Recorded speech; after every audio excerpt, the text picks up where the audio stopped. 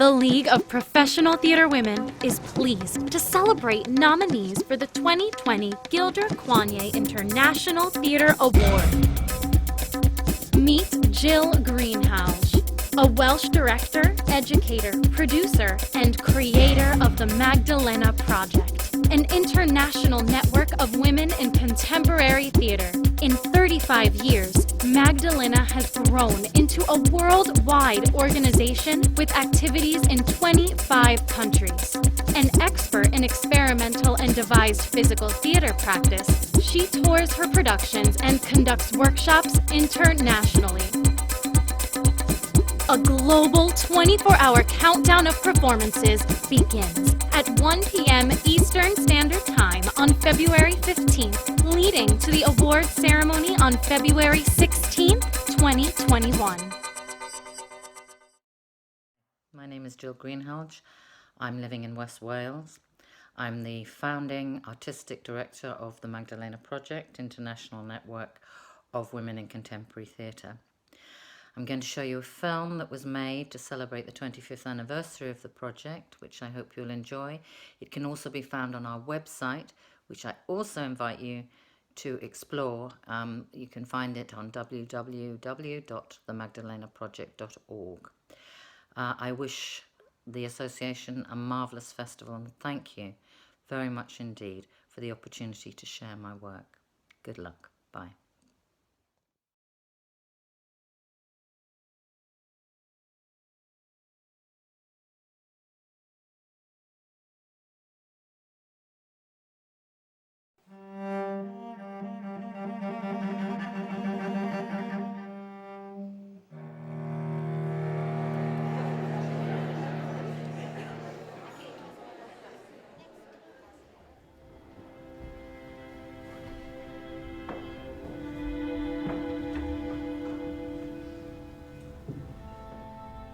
Once upon a time,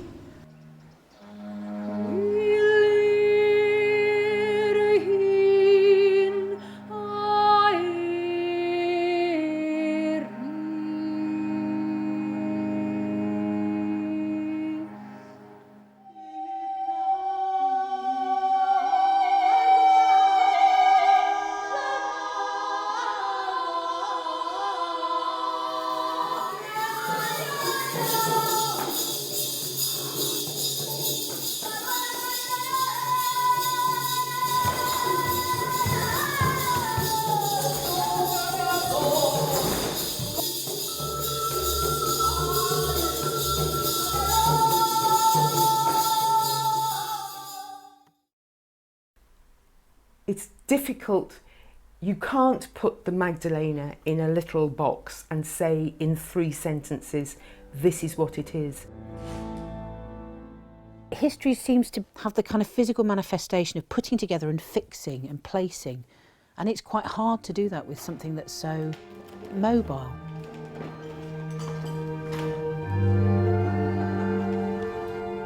If you drew a picture of it, if you were a kid, it would be kind of very like lots of lines and lots of dots and lots of exclamation marks and question marks and pictures, and it's a very dynamic kind of live thing, I suppose. It's often said that the Magdalena started with anger. I often say it started with anger.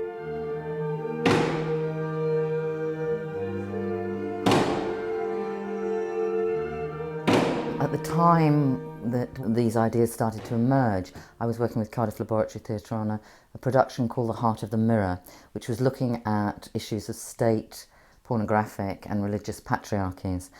And through that work, we were reading a lot of the current feminist works, particularly Andrea Dawkins, Susan Griffin. The way I remember the beginning is this. Jill Greenhalgh was working as a performer with Cardiff Laboratory Theatre, and the company toured a lot in Europe.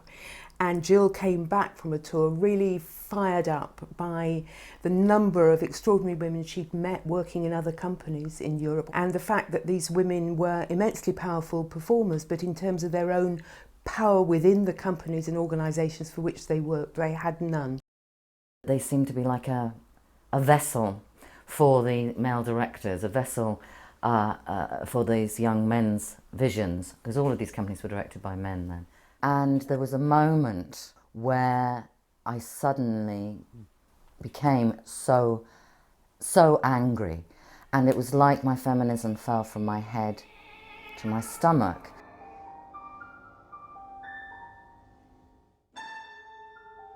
So I think the women felt frustrated, patronised, undervalued, unheard, and that there was a kind of anger bubbling through that, but also a lot of distress and a sense of being annihilated would be too strong a word, but somehow being cancelled out. We came up with the idea around quite a drunken cafe table of, wouldn't it be wonderful to pluck all of these women out of these theatre companies and have a festival together somewhere. As a theatre academic and a theatre historian particularly interested in women's work, the Magdalena sits on a kind of quite a hazy line of networks of women working in theatre that reaches right back to the 1600s.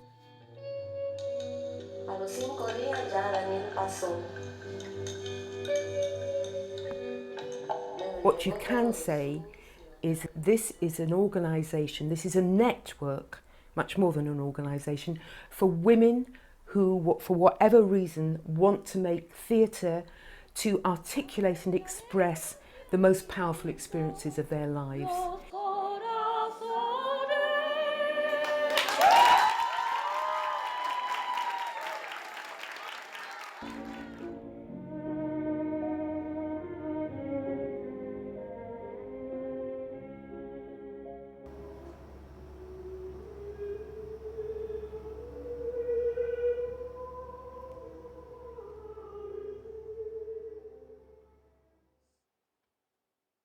If I was describing it, say, to a student, new student, who was saying, you know, well, what do you think about feminist theatre, or are there feminist theatre? I would say, okay, look, there are these other kinds of organisations, but what the Magdalena offers it's been a genuine kind of opportunity for women to share their work, share their ideas, talk about questions related specifically to women's work in theatre as an industry and the different kinds of levels of the industry, talk about their roles as experimenters and theatre makers, and also to pass that on very directly to new generations of women, kind of down time and across geography. There's no other organisation that has that kind of network, which is so globally significant, I think. We set off with a small group of local women and worked over a period of 2 years to set up the first festival in August 1986. And I've always felt that however valuable performances are in the Magdalena, for me the heart of the Magdalena is in the workshop experience. Very nice, good, okay. Great, thank you. For a lot of people who make theatre, especially when they're trying to make a theatre that doesn't necessarily fit into the mainstream, there's a sense of isolation. And so the Magdalena project, the festivals that used to happen in Cardiff at Chapter, it was just a wonderful possibility to access information on all levels, from how can I get funding to where should I study, to who are you, or why do you do your work like this, or what should I do with my life? I mean, you know, a lot of us were very young and very naive, and the older women could sort of just help us out a lot. In terms of the 20th century, there are a number of organisations set up, one in the early 1900s for actresses, directly linked to suffrage and the suffragette movement, but it didn't last very long. And then there's a kind of feminist theatre movement in the 60s, largely linked to developments in kind of theatres in the left, post-68, women who've come out of companies run by men, but a lot of those are now kind of defunct. And the Magdalena, whilst it had a kind of very solid starting point, it feels like in the context of those organisations it survived because of its fluidity and because of its ability to send out ripples and connect with new generations of women's work. My practical professional education was initially through the Magdalena project. For me, the fact that it was all women wasn't the point. The point was the quality of the work and the kind of information they were offering me, and they were the only ones I could find who were doing that. The first generation of Magdalenas very much had to open the doors for us, just as the first feminists had to get the vote for the women who came afterwards. The women practitioners had to really break down those barriers, and they did. They managed it, because my generation thinks it's very normal to be a female director. I think there's no question that it's influenced practice. I think much of, the work of those small companies wouldn't have happened in the way it has unless those women were linked into that network. I don't think there's any kind of central aesthetic. People come from very, very different kinds of traditions and very different kind of ideological positions as well, which will, kind of affect the way the work is made.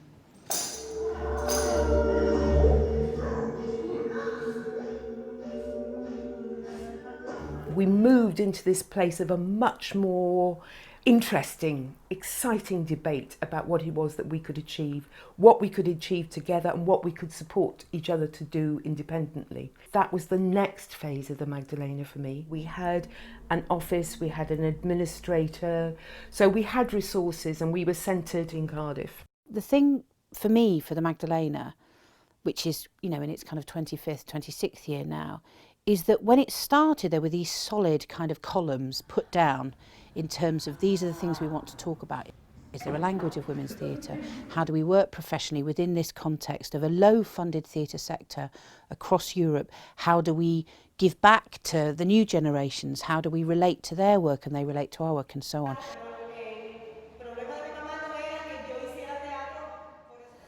Magdalena. Well, it's a very long story because 25 years, there are lots of things which change. But I would say that Magdalena has given me the opportunity, but also the responsibility. By responsibility, I mean it has forced me to speak in first person as a woman.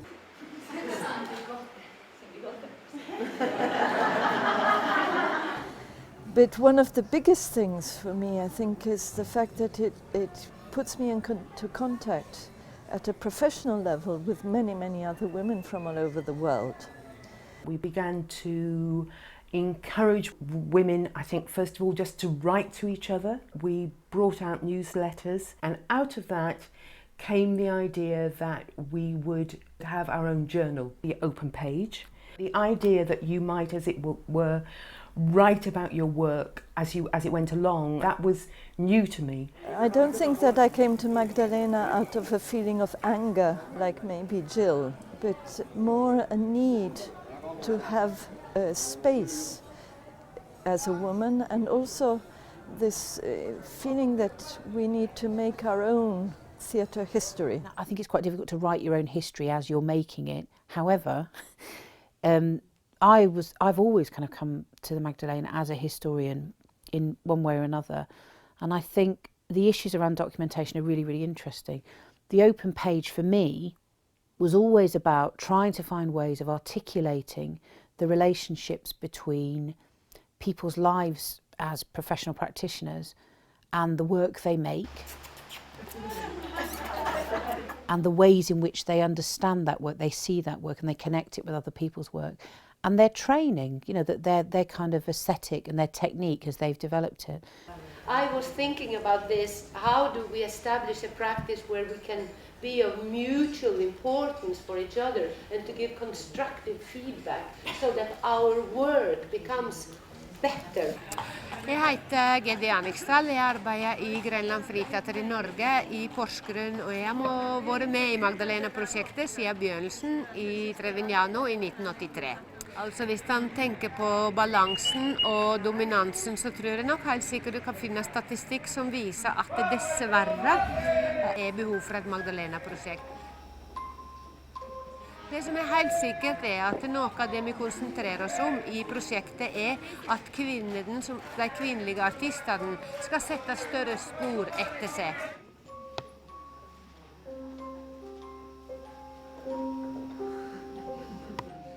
Women have been very shy, have simply not had the courage to write about their own work. I touch with fingers in the air.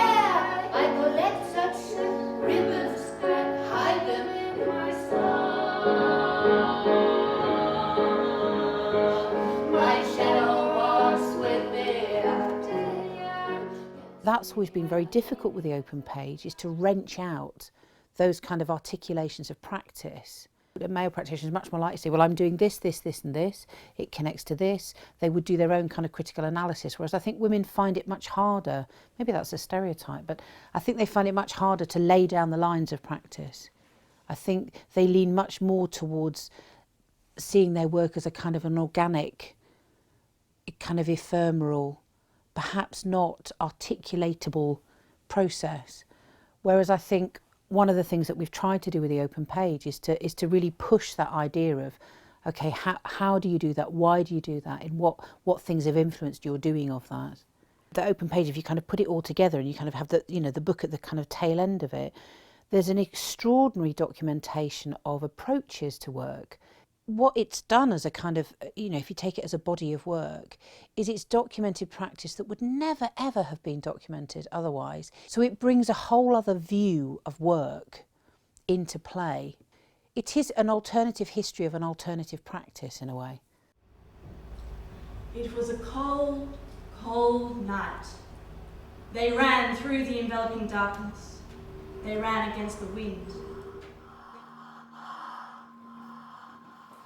We went through quite a difficult phase, the Arts Council withdrawing its grant, and for a moment, or for quite a few moments, it felt as though with the loss of the Cardiff office, the Magdalena was in danger of dying. So we were saying, well, we've had a good 10 years, what's going to happen now? Instead of that happening, the dissolution of that central administrative point freed something up.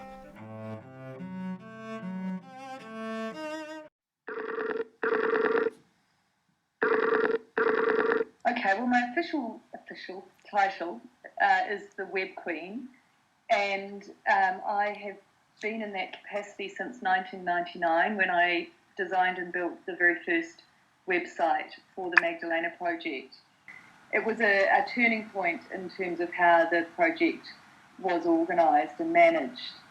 So that very first website became a way to centralise information and make it accessible to people once there was no physical office or phone number or anything like that other than Jill's house. We are connected. We're not using Skype, we're using a stream in Spain, Singapore, Australia, New Zealand and New York. The 2011 25th anniversary festival, we were able to have streaming of certain events and streaming people in who weren't able to be there. It really gave the feeling of this global network. The Magdalena had always been based on network, and suddenly we had the possibility of network in an easy way that we'd never had before. We went to this very dark place and then we took off again.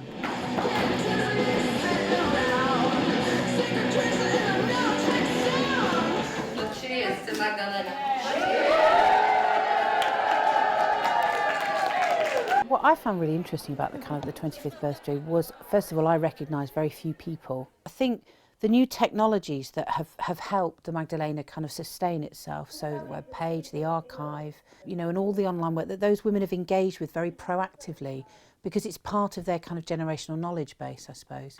The members of the email list and the website would come from perhaps more than 60 countries across the world. It has that global reach and it's continued and grown through time because it works. It's like a virus. It's worked like a virus and infected the people who've come across it. It happened at a time when women really needed that in their work, I think. With the Magdalena, I think one of the reasons why it has lasted so many years is that at a professional level it is interesting for us. There was no plan. No había un plan. There was no marketing. No había marketing. There was no money. No había dinero. And actually, very little interest from anybody outside of the women who said, I want to come. Language is a massive issue in performances at festivals, but it creates an environment in which you can look at that and, you know, work with it and try and understand it. We don't have that kind of access to global theatre because the global theatre we have access to is kind of marketed through a different kind of economy. It's not about economic exchange, it's about exchange of knowledge and experience, which again may be why it's not mainstream.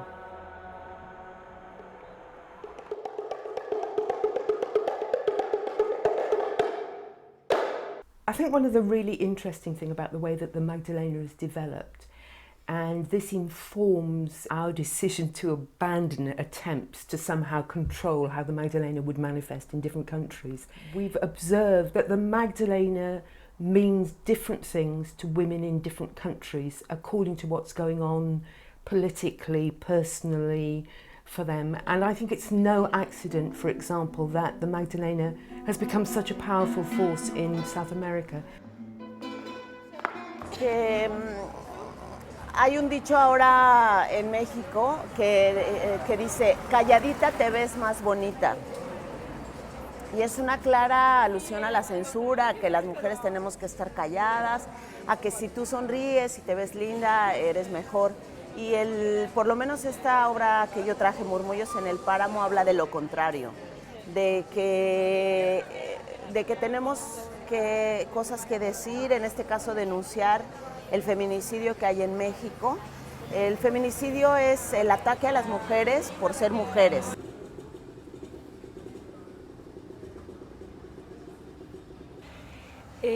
Bueno, para mí es importante partir de que el cuerpo es el cuerpo del performer, es un espacio, un territorio, un lienzo en donde uno va a construir sus narrativas. Automáticamente esto para mí ya es un acto político, porque el espacio del cuerpo se vuelve como un espacio de resistencia.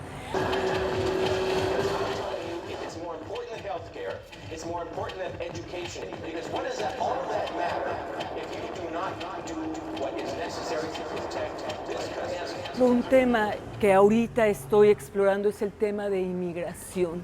Entonces para mí es importante hablar cómo humanizarlo a través de estos lenguajes escénicos.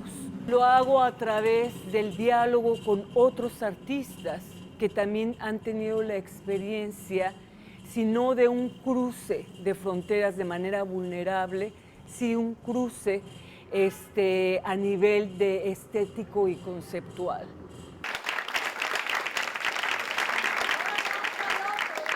Viviendo, digamos que los últimos 10 años de Magdalena, trabajando y colaborando con ella, hay varias cosas que me conmueven profundamente. Primero, que sea una organización sin estatutos, sin teléfonos, sin oficina. Es decir, una organización que trabaja en red y que se sostiene gracias a la voluntad y al deseo de esas mujeres de que exista esa red. Me conmueve profundamente la inmensa capacidad de diálogo, la inmensa generosidad para apoyar proyectos donde hay que apoyarlos, de crear espacios para que las voces silenciadas de muchas mujeres en muchos lugares del mundo puedan tener ese espacio, aprender a hablar en voz alta.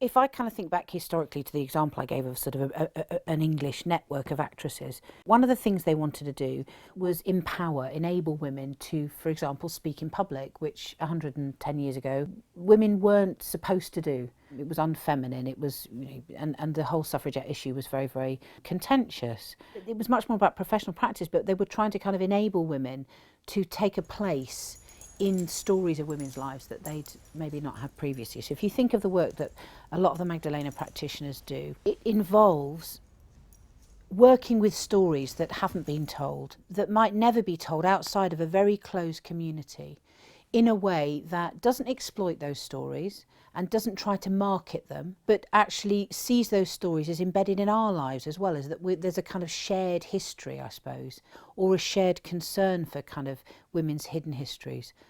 And I think where you see that in mainstream theatre It's very formalised and it's product based, and the communities are chosen according to sort of issues that have a currency, rather than looking at ordinary women's ordinary lives and the extraordinary things that happen within them. In Villa de Leyva there are many women from the countryside that have suffered very strong violence coming from men, and they have been silent for centuries and centuries. We began little by little to have confidence through food, through cooking together. They began to speak, because in the beginning they spoke a lot about many things, but not about secrets. For instance, I began to hear a woman that began to speak with me in a very closed room with the door closed and the windows closed, and she began to speak and speak and speak for hours and hours and hours, said so many things about herself, her mother, that I said, go with Emilce to the mountain, please tell your story, not to Emilce, to the stones, to the tree. She began to be really cleaned from her stories.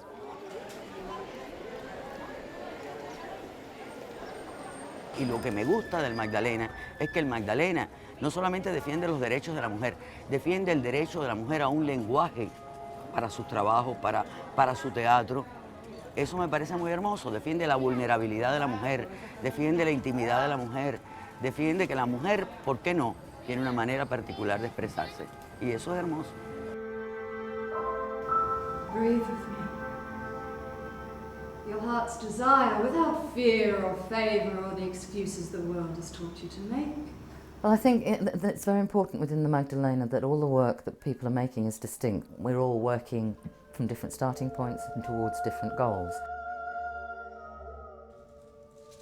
I mean, I think for me, and I think probably for lots and lots of other people, the Magdalena, it's not that it fills a gap, it's that it operates on the awareness that a gap exists, and that gap is a very creative place.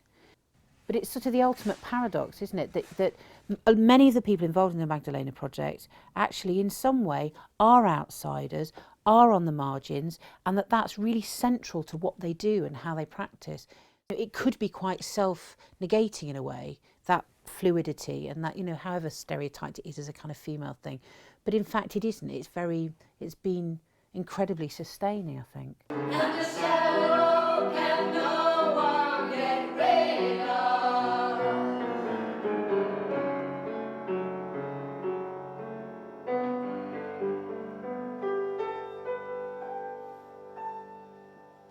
We didn't have No teníamos a long-term aim. un objetivo a largo plazo. We were just full of energy. Solo estamos llenas de energía and a desire to meet. y de deseo de encontrarnos. And after this 25 years of activity, which never stops, I think it's really incredible.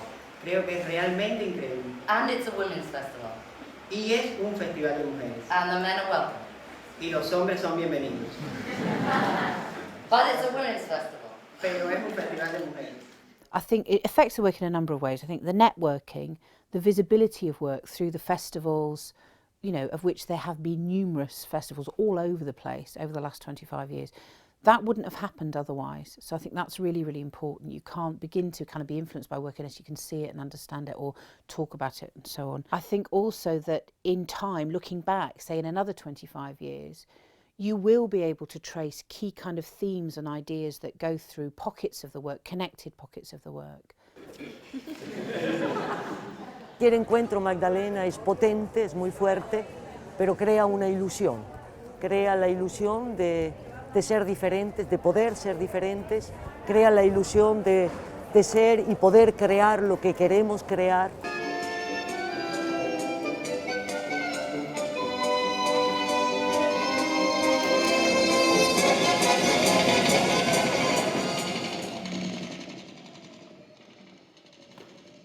Pero el problema es que la ilusión, que al inicio puede ser de un color rojo potente, después se va poniendo cada vez más pálido, porque el mundo no está construido así. Pero nuestro trabajo real es que cuando nos vamos de aquí, el trabajo real es hacer de todo para que esa ilusión sea construida constantemente y día por día, porque si no, desaparece y el color rojo no es más rojo, sino que es simplemente un blanco sucio. In terms of measuring the success of the Magdalena, which is a kind of traditional component of a matrix of, okay, what do we put in history? It couldn't be more successful in many ways. For me, its fluidity is the thing, oddly enough, that will kind of give it a place in history. Its lack of boundaries, in some ways, has allowed it to survive and adapt to really, really changing environments.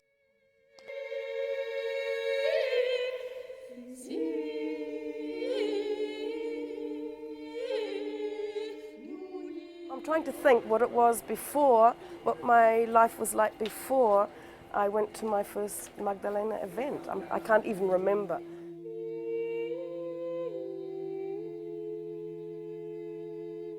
It's like finding gold.